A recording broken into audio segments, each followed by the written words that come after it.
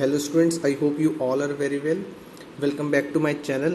Students, इस lecture के अंदर मैंने आपको वादा करा था कि मैं आपको यूट्यूब के अंदर एक लेक्चर प्रोवाइड करवाऊंगा इस टॉपिक का, जो कि 12th क्लास के लिए पार्टनरशिप अकाउंट्स का जो फर्स्ट चैप्टर है उसका सबसे इंपॉर्टेंट टॉपिक है, एडजस्टमेंट्स इन क्लोज्ड अकाउंट्स। ठीक है सर, तो हमने क्या करना है सर, इस क्लास के अंदर, इस लेक्चर के अंदर हम एडजस्टमेंट इन क्लोज अकाउंट सीखेंगे।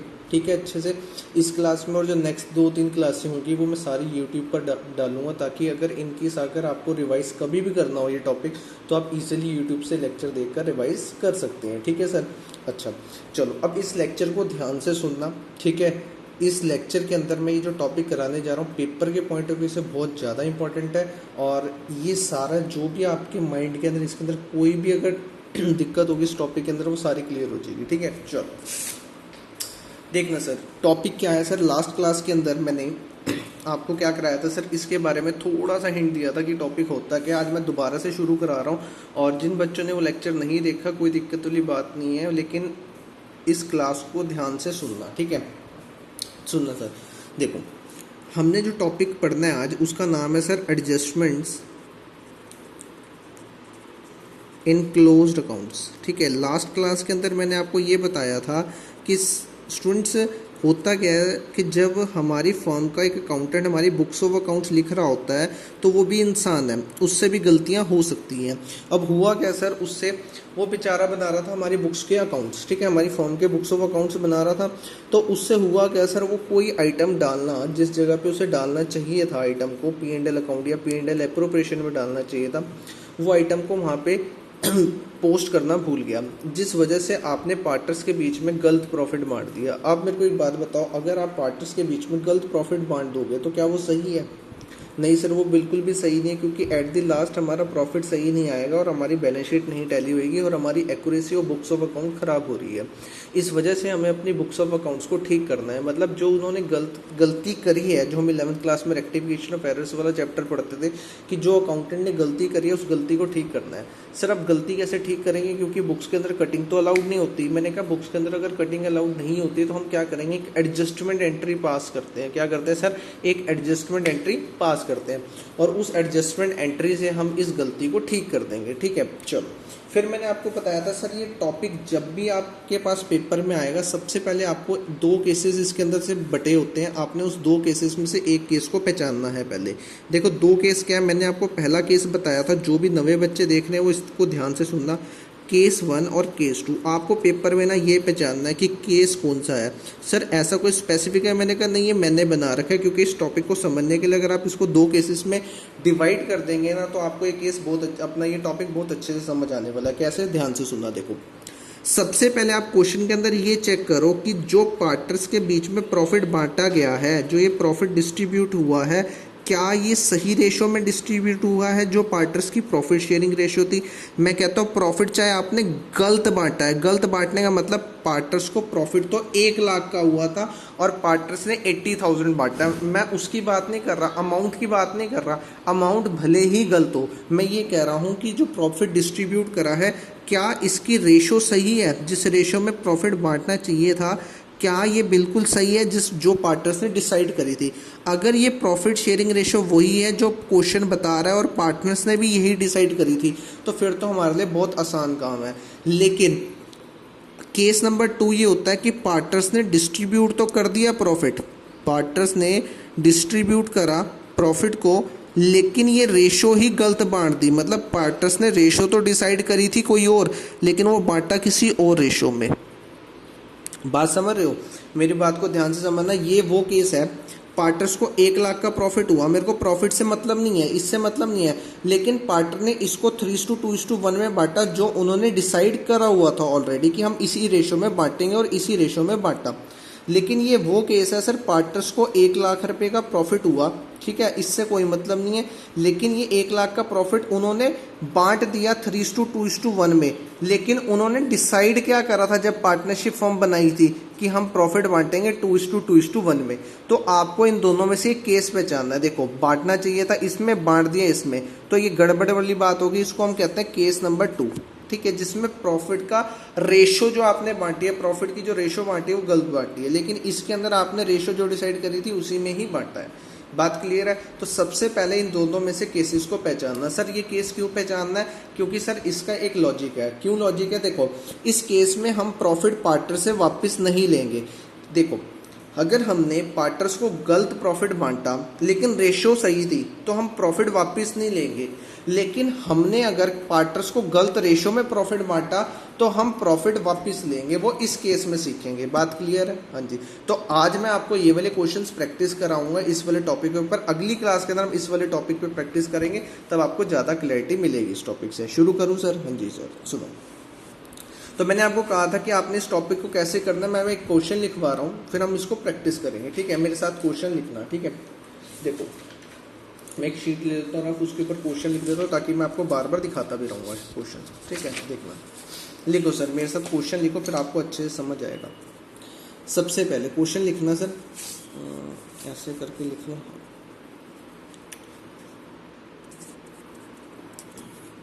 XYZ are partners in the ratio 2:2:1. Okay. On 31st March 2016, books are closed and firm earned a profit of rupees 1 lakh. Earned a profit of rupees 1 lakh. This profit is distributed among the partners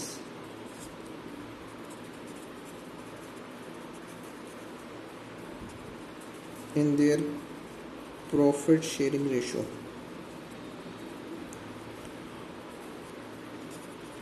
Without providing, ये देखो ये वो line है जो मैं आपको भी समझाऊंगा। Without providing interest on capital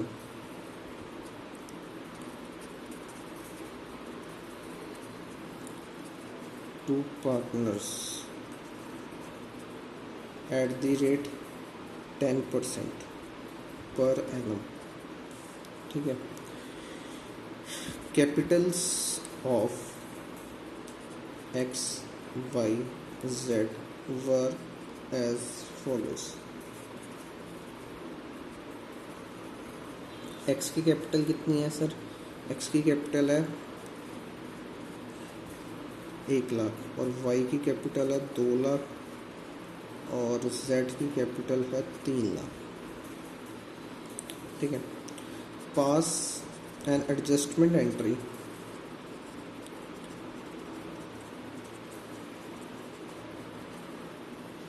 to rectify the above error. पहले स्टूडेंट्स आप इसको नोट कर लो। ठीक है, फिर मैं आपको सारा कंसेप्ट स्टार्टिंग से समझा के फिर ये क्वेश्चन करा रहा हूँ। लो जी, स्टार्टिंग से नोट करो, फटाफट से पॉज करके वीडियो को।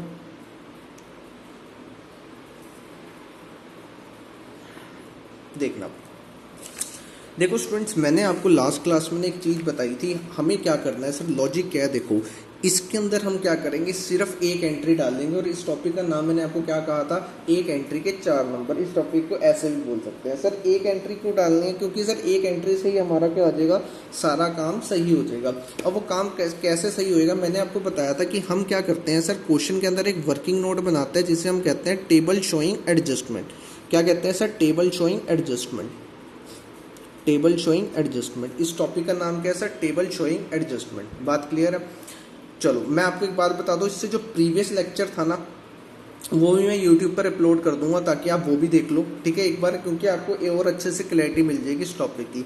और इस क्लास के अंदर क्वेश्चन भी आप कर लोगे तो ये टॉपिक आपको अच्छे से समझ आ जाएगा। इससे प्रीवियस वाली जो क्लास है वो भी मैं यूट्यूब पर क्या कर दूंगा, अपलोड कर दूंगा, देखना सर। अब देखो सर, टेबल शोइंग एडजस्टमेंट में क्या करना होता है कि हम क्या करते हैं ए बी सॉरी यहाँ पे पार्टर एक्स वाई जेड है ना, एक्स वाई जेड, मैं यहाँ पे पार्टर्स का नाम लिखता हूँ तीनों का और यहाँ पे लिखता हूँ टोटल।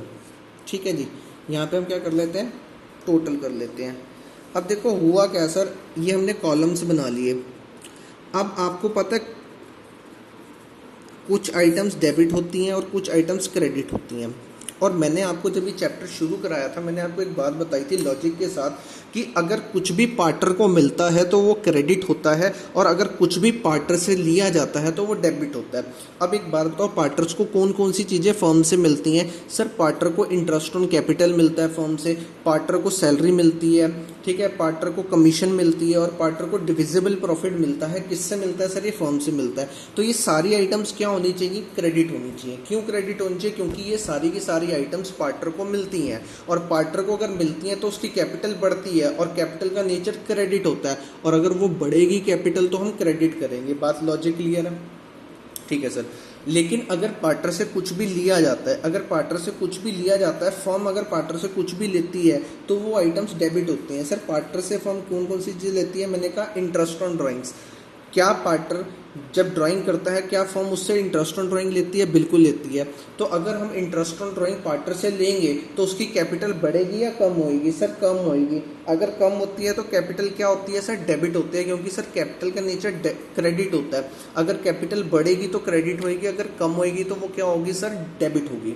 तो इसी तरीके से मैंने आपको एक लॉजिक बता दिया था कि आप पेपर के पॉइंट ऑफ व्यू से एक लाइन याद रख लो, अगर पार्टर को कुछ भी मिलता है तो वो क्रेडिट होता है और पार्टर से कुछ भी लिया जाता है तो डेबिट होता है। अब सर दिक्कत ये है, अगर आप क्वेश्चन को ध्यान से पढ़ो, मैंने जो भी आपको क्वेश्चन लिखवाया वो मैंने आपको ये लिखवाया कि पार्टर्स ने की जो प्रॉफिट शेयरिंग रेशियो है वो 2:1 है और पार्टर्स की बुक्स ऑफ अकाउंट्स कब क्लोज हुई? 31 मार्च 2016 को। और इन्होंने अपनी बुक्स ऑफ अकाउंट्स को क्लोज करा और साल के एंड में कितना प्रॉफिट कमाया? 1 लाख रुपए का। और ये प्रॉफिट उन्होंने डिस्ट्रीब्यूट कर दिया पार्टर्स के बीच में उनकी प्रॉफिट शेयरिंग रेशियो में। सर एक बात बताओ, उनकी प्रॉफिट शेयरिंग रेशियो कितनी है? 2:1 और ये 1 लाख का प्रॉफिट किस में बांटा? सर प्रॉफिट शेयरिंग रेशियो में। तो आप मेरे को सबसे पहले यहाँ से ये देख के बता सकते हो केस कौन सा है? सर केस नंबर 1 है, क्योंकि जो रेशियो डिसाइड करी थी उसी में ही बांटा है। तो सर यहाँ पे कोई पंगे वाला काम है? नहीं सर, कोई पंगे वाला काम नहीं। मतलब उनसे पार्टर से प्रॉफिट वापस नहीं लेना। इसका मतलब क्या कि प्रॉफिट वापस नहीं लेना। किससे नहीं लेना? पार्टनर से। और अगर ये वाला केस आएगा तो हम क्या लेंगे? प्रॉफिट वापस लेंगे। आज हम कौन सा केस कर रहे हैं जिसमें हमें प्रॉफिट वापस नहीं लेना? क्यों लेना होगा पार्टनर से प्रॉफिट? क्योंकि भाई गलत रेशो में बांटोगे तो वापस लेना पड़ेगा, लेकिन अगर सही रेशो में बांटोगे तो पार्टनर से प्रॉफिट वापस नहीं लेना पड़ेगा। ठीक है जी। ऐसा क्यों करते हैं सर? सिंपल सा लॉजिक है। अगर आप 3 फ्रेंड्स थे और आप एक पार्टी करने गए, ठीक है, और आपने ये डिसाइड करा था कि हम इक्वल शेयर करेंगे जो भी एक्सपेंसेस होंगे। तो जब आपका बिल आया वो 9,000 रुपये का आया, 9,000 का, तो कितने बांटने चाहिए थे? 3,333। लेकिन एक बात बताओ, किसी आपके फ्रेंड ने 5,000 दे दिए और एक फ्रेंड ने 2,000 दे दिए और एक फ्रेंड ने 1,000 दे दिए। आप मेरे को एक बात बताओ, जब आप बाद में हिसाब करोगे तो क्या प्रपोर्शनेटली 3-3 हज़ार रुपये वापस आओगे या नहीं आओगे, कि वैसे ही चलने दोगे जितने जिसने पैसे दिए थे, 5,000, 2,000 और 1,000? नहीं सर, हम प्रपोर्शन करेंगे, 5, 3, 1, जितने जितने जिसने पैसे दिए उसको कैंसिल करेंगे। ठीक है ना? तो आपने जो डिसाइड करा था आप उसी पे रहोगे। ठीक है जी। अब ये कैसे ठीक करोगे? आप आपस में बाद में लेन देन करोगे।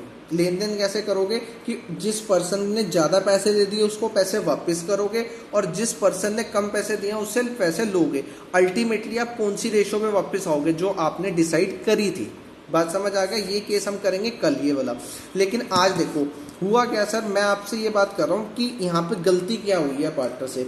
देखो हुआ क्या, उन्होंने प्रॉफिट तो बांट दिया without providing interest on capital.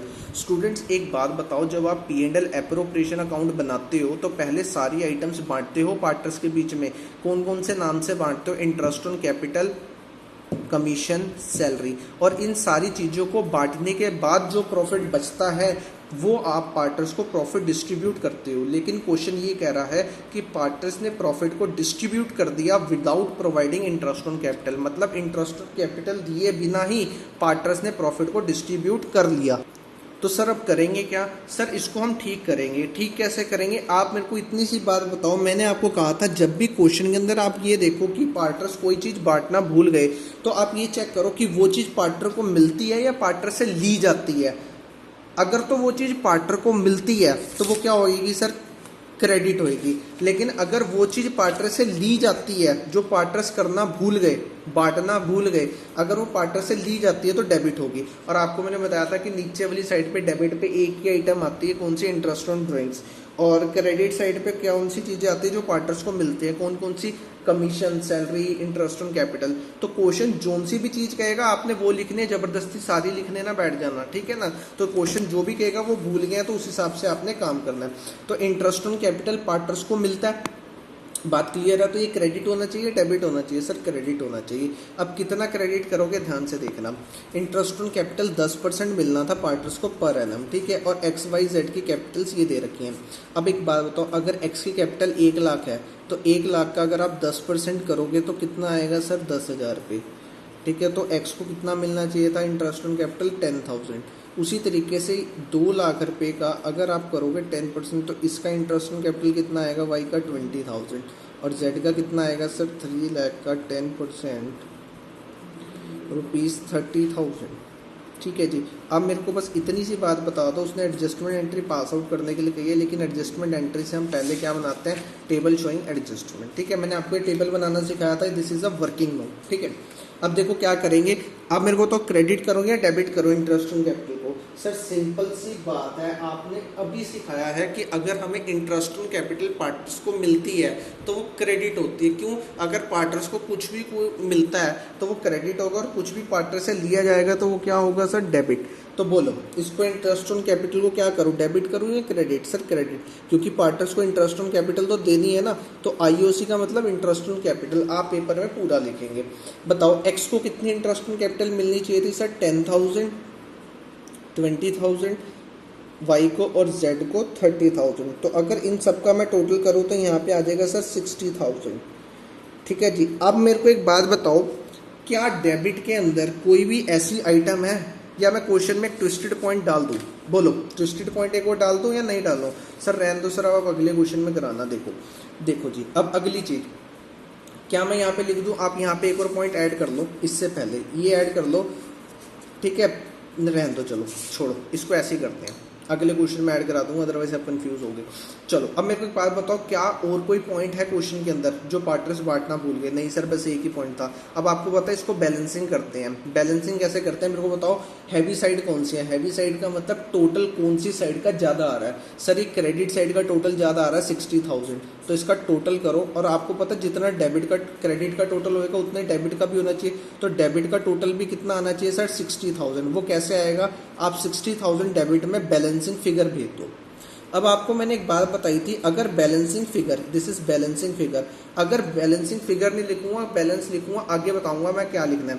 अगर तो बैलेंसिंग फिगर डेबिट में आती है तो हम उसे लॉस बोलते हैं, बैलेंसिंग लॉस। लेकिन अगर बैलेंसिंग फिगर आती है क्रेडिट के अंदर तो उसे हम प्रॉफिट बोलते हैं। ऐसा क्यों स्टूडेंट्स, क्योंकि आपको पता है कि P&L का अगर हम प्रॉफिट बांट रहे हैं, और P&L is a nominal account, and nominal account का रूल ये होता है debit the loss credit the income. तो डेबिट में अगर बैलेंसिंग फिगर आ रही है तो हम उसे लॉस मानेंगे, लेकिन अगर क्रेडिट में आ रही है बैलेंसिंग फिगर तो हम उसे बैलेंसिंग प्रॉफिट मानेंगे। तो इस वाले क्वेश्चन के अंदर बैलेंसिंग फिगर कहाँ पे आ रही है सर, डेबिट के अंदर आ रही है, तो आप इसे क्या मानोगे सर, बैलेंसिंग लॉस। कितना आ रहा है सर, 60,000। तो ये जो बैलेंसिंग लॉस आया 60,000 का, आप इसे किस में बांट दोगे सर, इसे हम 60,000 को बांट देंगे पार्टनर्स की PSR यानी कि प्रॉफिट शेयरिंग रेशियो में। अब बताओ प्रॉफिट शेयरिंग रेशियो कितनी है सर, प्रॉफिट शेयरिंग रेशियो इतनी है, क्वेश्चन ने बता रखे थे 2:2:1। तो आप इसको बांट दो 2:2:1। तो ये कैसे बांटोगे सर, 60,000 को डिवाइड करेंगे 5 से, मल्टीप्लाई बाय 2, हर किसी पार्टनर का शेयर आ जाएगा। तो ये आप लिखो जी 60,000 डिवाइडेड बाय 5 इंटू 2। तो इसके हिस्से में आएगा 24,000, इसके हिस्से में 24 और इसके हिस्से में 12,000, ठीक है जी। फिर मैंने अगला स्टेप आपको क्या बताया था, इंडिविजुअल पार्टनर के क्रेडिट का टोटल, फिर डेबिट का टोटल, डेबिट का टोटल, क्रेडिट का टोटल, हर पार्टनर के डेबिट क्रेडिट का टोटल कर दो, ठीक है जी। करो जी टोटल, ये आ गया 10,000, और यहाँ पे कितना आ गया 24, यहाँ पे कितना आ गया सर 20,000, और यहाँ पे आ गया 24, और यहाँ पे आ गया 30,000, और यहाँ पे आ गया सर 12,000। फिर मैंने आपको कहा था कि क्रेडिट वाले को नाम दे दो A और डेबिट वाले को नाम दे दो B, ठीक है जी। अब आपने नेट इफेक्ट निकालना है। नेट इफेक्ट कैसे निकालोगे sir? A minus B. Net effect कैसे निकाला जाता है? A minus B. 10,000 minus 24,000, 14,000 sir minus का लिखो। मैंने कहा प्लस माइनस नहीं लिखते स्टूडेंट्स। 11 अपने सीखा था अकाउंट के अंदर प्लस माइनस नहीं होता, डेबिट क्रेडिट होता है। 10,000 माइनस 24,000, आप माइनस ना लगाना, इसके आगे आप डेबिट एंड क्रेडिट लगाएंगे। डेबिट एंड क्रेडिट कैसे लगाएंगे? देखो, जिस पार्टनर की जो आइटम ज़्यादा होगी, मेरे को बताओ एक्स का क्रेडिट का टोटल कितना है? 10,000, और एक्स का डेबिट का टोटल कितना है सर? 24,000। तो इसका डेबिट का टोटल ज़्यादा है, क्रेडिट का सर डेबिट का, तो डेबिट इसके नाम के आगे आ जाएगा। मतलब जो आइटम, जिस चीज़ का टोटल डेबिट का ज़्यादा होगा या क्रेडिट का ज़्यादा होगा, जिस चीज़ का भी टोटल ज़्यादा होगा उस पार्टनर का, वो नाम के आगे आ जाएगा। 20 माइनस 24 कितना आएगा सर? 4,000। 4,000 डेबिट का या क्रेडिट का? सर इसका भी डेबिट ज़्यादा, तो इसके नाम के आगे भी आप डेबिट लिख दो। फिर उसके बाद 30,000 और 12,000 माइनस करोगे तो कितना आएगा? 18,000। अब एक बात बताओ, इस पार्टनर का डेबिट ज़्यादा है या क्रेडिट ज़्यादा है? सर इस पार्टनर का क्रेडिट का टोटल ज़्यादा है। देखो 30,000 12,000 में से बड़ा कौन? 30,000, तो क्रेडिट लिख दोगे। बस सर आपको ये जर्नल एंट्री मिल गई। क्या एंट्री मिल गई? कि आपने एक्स का कैपिटल अकाउंट डेबिट करना है, वाई का कैपिटल अकाउंट डेबिट करना है और जेड को क्रेडिट करना है। इस एंट्री को ढूंढने के लिए तो हमने ये क्या कराया था? टेबल शोइंग एडजस्टमेंट, ये वर्किंग नोट बनाया था। अब आपको एंट्री मिल गई। इस एंट्री का मतलब क्या है सर? एक्स को आपने डेबिट करना है, वाई को डेबिट करना है और जेड को क्रेडिट करना है। मतलब एक्स को पैसे लेके आने पड़ेंगे, वाई को भी लेके आने पड़ेंगे और जेड को देने पड़ेंगे पैसे। ऐसा क्यों हुआ? आपको मैं प्रैक्टिकली लॉजिकली सिंप्लीफाई करके इलेबोरेट भी कर देता हूँ। करा क्या हमने? देखो सर, हमने 1,00,000 रुपए का प्रॉफिट अगर पार्टनर्स के बीच में इंटरेस्ट ऑन कैपिटल बांटे बिना बांट दिया था। ये देखो, अगर मैं आपको बना के दिखाऊं, ये देखो, आप P&L एप्रोप्रिएशन अकाउंट बनाते हो और 1,00,000 का प्रॉफिट अगर आप सही तरीके से बांटते, 1,00,000 में से पहले इंटरेस्ट ऑन कैपिटल सारे पार्टनर्स के मिला के 60,000 देते, तो 40,000 का प्रॉफिट पार्टनर्स के बीच में बंटना चाहिए था। बात क्लियर है? और अगर ये पार्टनर्स के बीच में बढ़ता 2:1 में, लॉजिकली समझो कि मैंने करा क्या। अगर ये ऐसा सही तरीके से होता तो ये करना चाहिए था, ठीक है। तो हुआ क्या सर, क्वेश्चन के अंदर ये पार्टनर्स के बीच में प्रॉफिट आना चाहिए था, लेकिन नलैक अकाउंटेंट जो उनकी बुक्स ऑफ अकाउंट्स बना रहा था, उन्होंने क्या करा, उसके नलैक अकाउंटेंट ने कि 1,00,000 का प्रॉफिट बिना इंटरेस्ट ऑन कैपिटल दिए बिना ही 1,00,000 रुपये पार्टनर्स के बीच में बांट दिया 2:1 में। कितना बटा होगा सारे पार्टनर्स के बीच में? ये बांट दिया 40,000 और 40,000 और 20,000। अब मेरे को एक बात बताओ, प्रॉफिट मिलना तो इतना चाहिए था एक्चुअल, मतलब रियल बेसिस पे, लेकिन रियल में तो ये होना चाहिए था, लेकिन एक्चुअल में हो क्या गया ये। अब इसको ठीक कैसे करोगे? जिस पार्टनर को 16,000 रुपये मिलने चाहिए तो उसे 40,000 रुपये मिले हैं, तो इससे क्या करोगे सर? पैसे लेंगे, ऑब्वियस सी बात है। और जिस पार्टनर को 16,000 रुपये मिले उसे 16,000 मिलने चाहिए, 40 मिले हैं, तो उससे क्या करोगे? पैसे वापस लेंगे। और जिस बेचारे को 8,000 मिलने चाहिए थे, जिस बेचारे को 8,000 मिलने चाहिए थे, उसे 20,000 मिलने, पैसे लेंगे। तो हमने ये आपस में एडजस्टमेंट करी है, देखो सही तरीके से। बात क्लियर है? तो अब इसकी जर्नल एंट्री क्या पास आउट करोगे sir? X capital account debit, Y capital account debit to Z capital account, ठीक है जी। तो मैं जर्नल एंट्री लिख देता हूँ, X capital account debit, Y capital account debit to Z capital account. आप नरेशन क्या लिखोगे? बीइंग एडजस्टमेंट एंट्री पास्ट, ठीक है जी। अमाउंट भी लिख दो।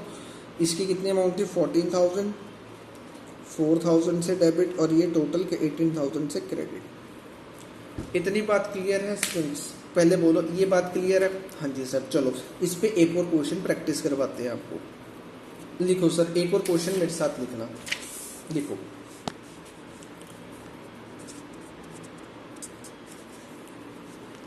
A, B and C are partners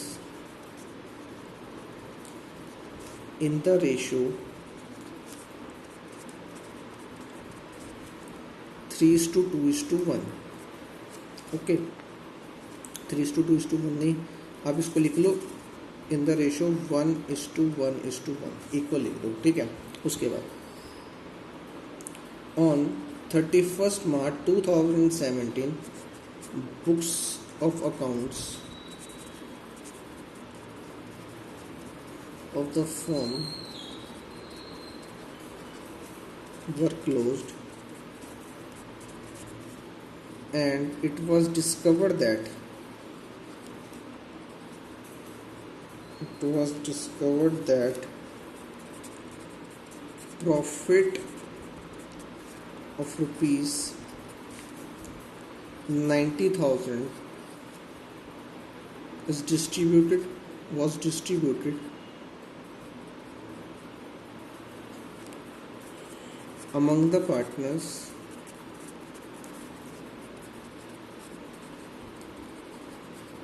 in their।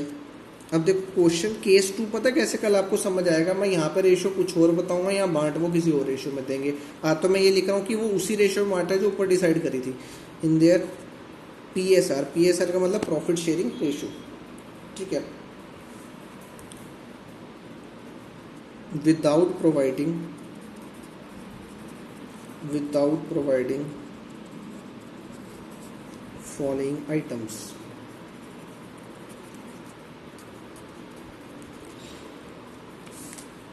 सबसे पहले A is entitled a salary of rupees 1,000 per month. 1,000 per month उसको सैलरी मिली थी, लेकिन वो देना भूल गए। देखो विदाउट प्रोवाइडिंग लिखा हुआ है ना, ठीक है। B is entitled a commission of rupees B is entitled a commission of rupees 14,000 of rupees 14,000। B को कमीशन मिलनी थी, वो भी देना भूल गए, ठीक है। Interest on drawings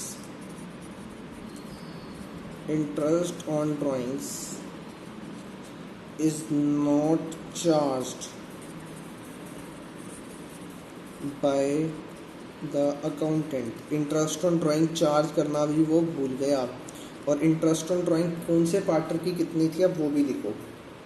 interest on drawing भी क्या करना भूल गया सर, वो चार्ज करना भूल गया। बात क्लियर है? बोलो सर। देखो एक्स की इंटरेस्ट ऑन ड्राइंग कितनी थी सर, एक्स की थी, आप ये लिखो, एक्स की थी 1,000, ठीक है। और y की थी 400, ठीक है। और z की कितनी थी 600। बात क्लियर है? बोलो जी। इंटरेस्ट ऑन ड्राइंग चार्ज करना भी भूल गया। अब लिखना है सर पास necessary journal entry. Necessary journal entry का मतलब वो एक एंट्री पास आउट करनी है ताकि हमें अपना जो आपका एरर है वो रेक्टिफाई हो सके और 4 नंबर हमें मिल जाए। लो जी देखो क्वेश्चन को। पार्टनर्स की PSR रेशो 1:1:1 है और उन्होंने प्रॉफिट तो 1:1:1 में ही बांटा 90,000 का, लेकिन वो प्रॉफिट बांट तो गए लेकिन ये गलतियां करके A को सैलरी मिलनी थी 1,000 पर मंथ तो वो देना भूल गए, और B को कमीशन मिल रही थी वो भी देना भूल गए, और इंटरेस्ट ऑन ड्राइंग चार्ज करना था पार्टनर से वो भी चार्ज करना भूल गए। कहता है जर्नल एंट्री पास आउट करो ताकि हम रेक्टिफाई कर सकें। लो जी, अब मैं आपको रेक्टिफाइंग एंट्री पास आउट करने से पहले हमें क्या करना पड़ता है, वर्किंग नोट बनाना पड़ता है। और उस वर्किंग नोट को हम क्या कहते हैं सर, टेबल शोइंग एडजस्टमेंट। और आपको पता है ये टेबल ही आपको एंट्री ढूंढ कर देगा। तो यहाँ आप लिखेंगे सर कौन कौन पार्टनर है, A B C then total.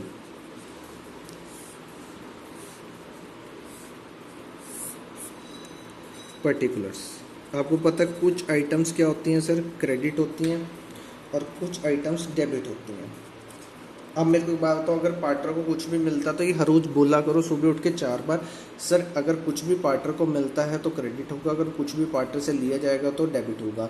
आप मेरे को एक बात बताओ, एक पार्टनर था उसको सैलरी मिलनी थी 1,000 की और हम उसको देना भूल गए, तो पार्टनर को सैलरी मिलती है उससे ली जाती है? सर पार्टनर को मिलती है, तो मैं क्रेडिट करूँ या डेबिट करूँ? सर आप क्रेडिट करो। अच्छा सर 1,000 पर मंथ मिलती थी, तो पर मंथ साल में कितने महीने होते हैं सर? साल में होते हैं 12 महीने, तो आप इसको 12 से मल्टीप्लाई करो। तो मैंने कहा जी ओके, यहाँ पे मैं लिखता हूँ सैलरी अच्छा सैलरी किसके कॉलम में लिखूं सर? ए के कॉलम में लिखना, क्योंकि बी और सी को तो मिलनी नहीं थी सैलरी, खाली ए को मिलनी थी। 1000 पर मंथ मिलनी थी, तो 1000 मल्टीप्लाई बाय 12,000। ठीक है, इन दोनों को तो मिलने की, तो टोटल कितना आ गया 12,000। उसके बाद अब कमीशन मिलनी थी, कमीशन किसको मिलनी थी सर? कमीशन मिलनी थी बी को, और कितनी कमीशन मिलनी थी सर? 14,000 की। तो यहाँ पे मैं क्या लिख दूंगा? 14,000 टोटल में। ठीक है जी। उसके बाद इंटरेस्ट ऑन ड्राइंग भी चार्ज करना पार्टनर्स भूल गए। अब मेरे को एक बात बताओ, इंटरेस्ट ऑन ड्राइंग पार्टनर को मिलती है कि उनसे चार्ज की जाती है? Sir interest on drawing partner से चार्ज की जाती है। तो इंटरेस्ट ऑन ड्राइंग क्या करोगे सर? डेबिट करोगे या क्रेडिट करोगे? सर डेबिट करेंगे, क्योंकि इंटरेस्ट ऑन ड्राइंग पार्टनर से लेते हैं, क्योंकि इंटरेस्ट ऑन ड्राइंग के पैसे हम लेते हैं। अगर हम पार्टनर्स को इंटरेस्ट ऑन कैपिटल देते हैं तो इंटरेस्ट ऑन ड्राइंग के पैसे लेते हैं। ठीक है जी। तो मैं यहाँ पे क्या लिख दूंगा? Interest on drawings. बताओ 1000, ये क्वेश्चन नहीं बता रखा है, 400 और 600, टोटल कितना आ गया सर? 2000। ठीक है जी। अब बताओ क्वेश्चन के अंदर और कोई पॉइंट है? नहीं सर। क्या इसको हम पैकअप करें? हाँ जी सर, पैकअप करो, क्लोज करो। देखो अब बताओ कौन सी साइड हैवी है? हैवी साइड मतलब टोटल कहाँ का ज़्यादा आ रहा है सर? क्रेडिट साइड का टोटल ज़्यादा आ रहा है, क्योंकि 14 + 12 26,000 होता है, और यहाँ का टोटल कितना आ रहा है? 2000। तो आपको पता है दोनों साइड का टोटल बराबर करना चाहिए। हाँ जी सर। तो मैं यहाँ पे कितना लिख दूँ? 26,000। अब ये 26,000 डेबिट का टोटल, ये देखो लाइन लगा लिया करो। ठीक है ना, डेबिट ऊपर नीचे और क्रेडिट ऊपर। अब मेरे को बताओ इसको 26 बनाने के लिए यहाँ पे आपको बैलेंसिंग फिगर कितनी लिखनी पड़ेगी? 24,000। और बैलेंसिंग फिगर आप डेबिट में लिख रहे हो क्रेडिट में? सर डेबिट में लिख रहे हैं, तो इसको नाम क्या दोगे? Balancing loss. बैलेंसिंग लॉस, क्योंकि डेबिट द लॉस। और ये 24,000 जो बैलेंसिंग लॉस है किस में बांट दोगे? उनकी PSR में, जो क्वेश्चन में प्रॉफिट शेयरिंग रेशो दे रखी है, जो कि क्या है? 1:1, 1:1:1। जब इसे बांटोगे तो कितना आ जाएगा? 8,000, 8,000 और 8,000। अगला स्टेप बताओ स्टूडेंट्स क्या था? हर पार्टनर के डेबिट का टोटल और क्रेडिट का टोटल करना है।